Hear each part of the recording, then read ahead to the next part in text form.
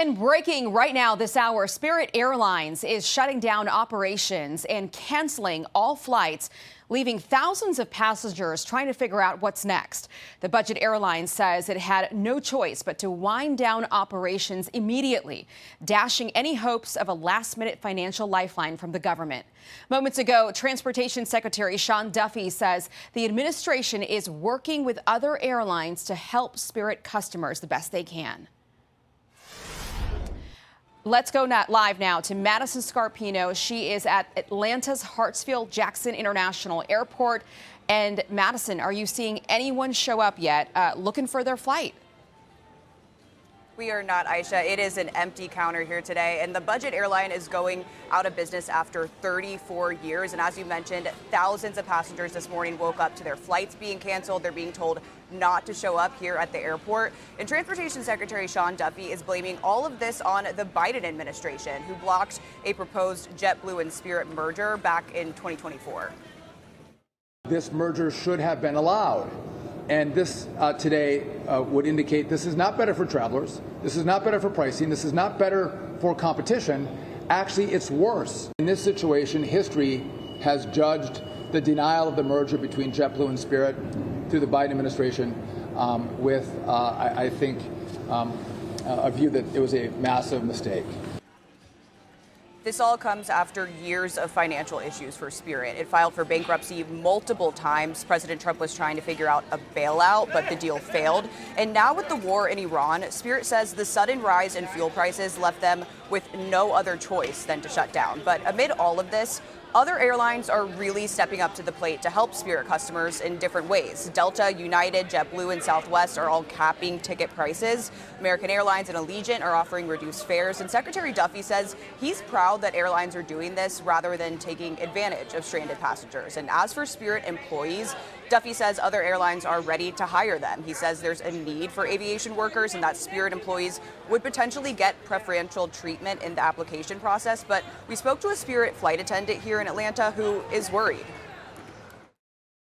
The AFA was telling us that we can apply for unemployment. The mortgage still need to be paid. The car notes still need to be paid. So if I got to go work at McDonald's or Burger King to keep my home and to keep my car, I'll most definitely be there. So Spirit employs about 17,000 people, so a lot of people scrambling today, but it does look like there are some people who are showing up to figure out what to do next, so we'll try and talk to them. Aisha? Okay, Madison Scarpino live in Atlanta. Madison, thank you very much. For reaction to this closure of the Florida-based company Spirit Airlines, let's bring in now Republican Congressman and also candidate for Florida Governor Byron Donalds. Congressman, great to have you on the program. It's good to be with you. Thanks for having me on. Obviously, you're running to run the state of Florida. You want to see businesses stay in that state. You want to make sure people are employed. I'm curious, did you talk with the president about a potential bailout? Did you ever bring that up with him, and what did he say? No, we didn't have that conversation, but I knew the administration was trying to find a way to keep Spirit afloat. But even like you said in your reporting, what would have kept Spirit alive was the JetBlue merger, which the previous administration did not allow. Obviously, they weren't able to keep the operations going, and now we have a defunct company. The thing I'm very happy about is that whether they're passengers in Florida or passengers around the country, that the other airlines are stepping up to try to get those Americans and those passengers where they need to be. You know, I actually want to bring up something from the Biden administration just today. This is Neera Tanden on X, sort of admitting that maybe the administration made a mistake. She writes, given the news today that Spirit Airlines is shuttering and thousands of people are losing their jobs, I think we should honestly assess whether the Garland DOJ stopping the JetBlue merger with Spirit Airlines was the right call. Perhaps it was, but any analysis must consider as part of the equation the loss to so many families to decide. Spirit came out with their own statement, Congressman, saying that it had a lot to do with, obviously, their financial situation, but they also wrote that it was the sudden and sustained rise in fuel prices in recent weeks, ultimately, that left them with no alternative but to pursue an orderly wind down of the company.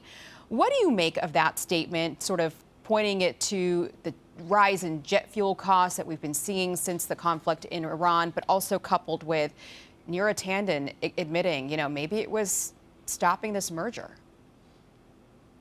Well, look, I think the final statement about jet fuel prices is really trying to take away from the core realities of what was happening at Spirit. They had filed for bankruptcy, Chapter 11, if I understand it, earlier this year.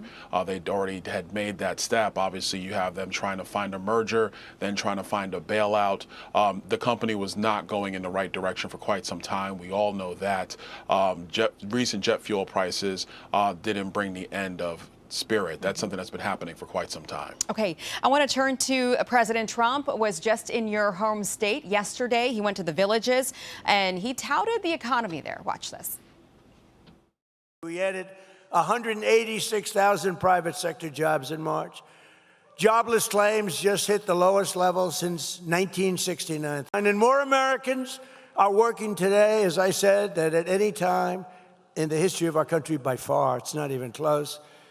And with our no tax on tips, no tax on overtime, no tax on Social Security, you have more money to spend than you have in many, many decades.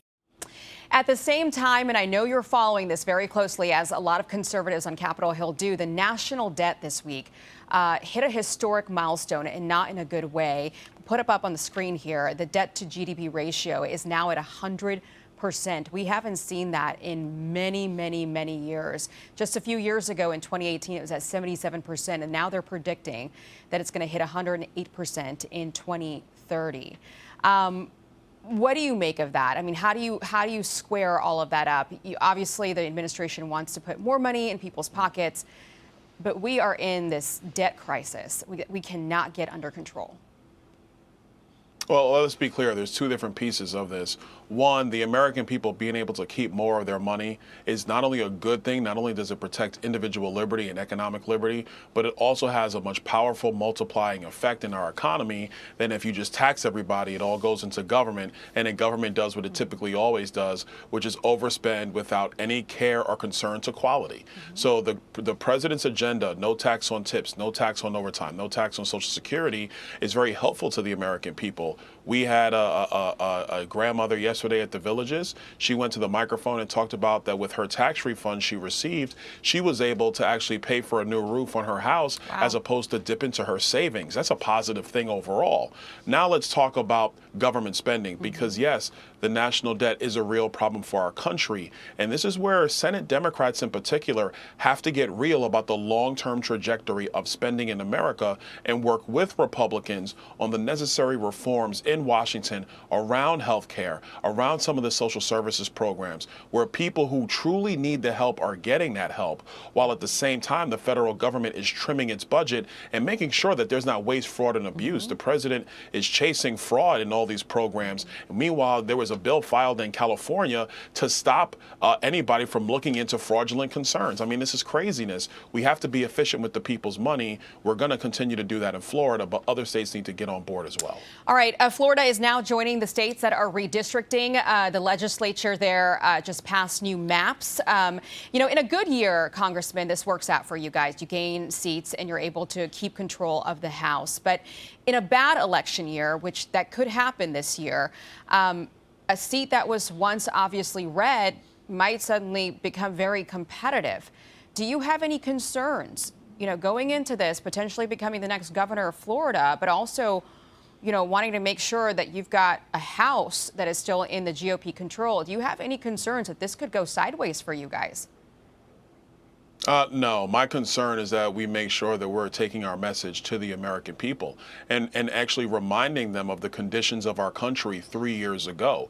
3 years ago, inflation was out of control. Our economy was flat on its back. Our borders were wide open. Young girls were being killed in the streets of America by illegal criminal aliens. That's what was going on in America. And I think that when we explain all the work that we've been able to do with President Trump, securing our border once and for all, stopping the major flow of fentanyl into our country, keeping our cities safe and strong, wages adjusted for inflation are rising in the United States of America. That's a positive thing. Most prices are down. Obviously, gas prices are elevated because of the Strait of Hormuz, and beef prices are up, but not because of the administration, because there's a screwworm outbreak in Mexico. So there's other beef beef, that was not being imported into the United States right now. But by and large, our economy is quite strong. And that's a winning message going into this November. We have to take that message to the American people. What I've heard, though, from some Republicans, and I know you're focused on the governor's race, but what I've heard from Republicans on Capitol Hill is we've got wins that we can talk about. The messaging, perhaps, is not quite there. Do you, I mean, from where you're at right now and what you hear from leadership, do you feel like you guys have a good strategy heading into November? I mean, you listed off a couple of things. Is that resonating with people at home? I think we are going to have a strategy too. It does resonate when you actually look at the details of what's happening in our country versus where we were when the Democrats were in charge. Nobody can sit here and say that when the Democrats were in full control of the country that we were going in the right direction. It was awful. But we do understand that there are frustrations around gas prices. I see it too here in Florida. But when this conflict comes to a close, and I think it's going to come to a close shortly, those prices are going to drop like a rock, and further having our country feel better about not just the economy overall, but the trajectory of the economy and how that truly does impact the lives positively of the American people. Okay, the midterms are coming fast. We've got a couple of months left, so hopefully we will talk again very soon. Congressman Byron Donalds, great to have you on. Have a great weekend. Be sure to like and subscribe for all the Fox News latest on YouTube and catch full shows streaming now on Fox One.